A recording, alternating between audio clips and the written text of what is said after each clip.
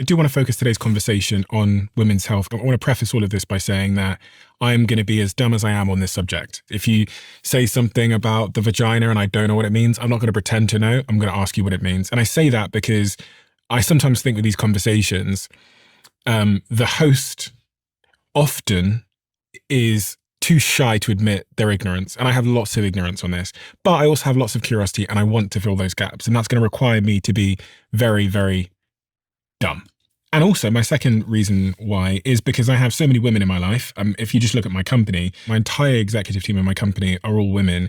And also, I've got my fiance, my mum, my sister, and understanding the women in my life. One element of understanding them is understanding their health.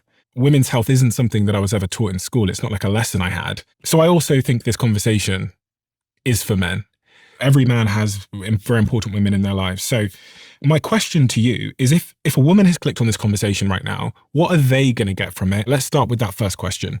So I think it's really important because as men, we expect the women to know. Surely the woman knows about their menstrual cycle, about pregnancy, about postpartum, about menopause, about hormones. Surely my partner knows, or the woman in my life, my mom, my sister, my daughter, they know all of that. So I don't have to. And the truth is they don't know. When the women in your life go to their doctor and they're getting a pelvic exam, say they're getting a pap smear, a doctor is looking at their genitalia, putting a speculum in, going inside the canal and looking around. We put a sheet over you like we are mechanics looking under the hood. So we put a sheet to keep you comfortable, to keep you modest, but we hide your genitalia from you and we don't teach as we go. So I became famous again because I when I started my practice, I didn't buy any fancy equipment. I bought 2 mirrors on Amazon and I give women a mirror. And as I'm examining them, I say to them, this is your labia majora. This is your labia minora. This is your clitoris. This is your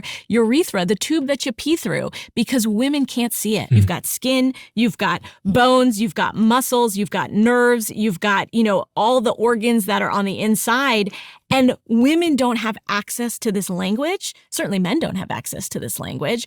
And so it's that basic ability to give women language. You can learn about your body parts. You can learn how hormones work in your body. And you can learn basic medicine for you that becomes important for how you advocate for what you want, what you care about, and who you bring into your medical life.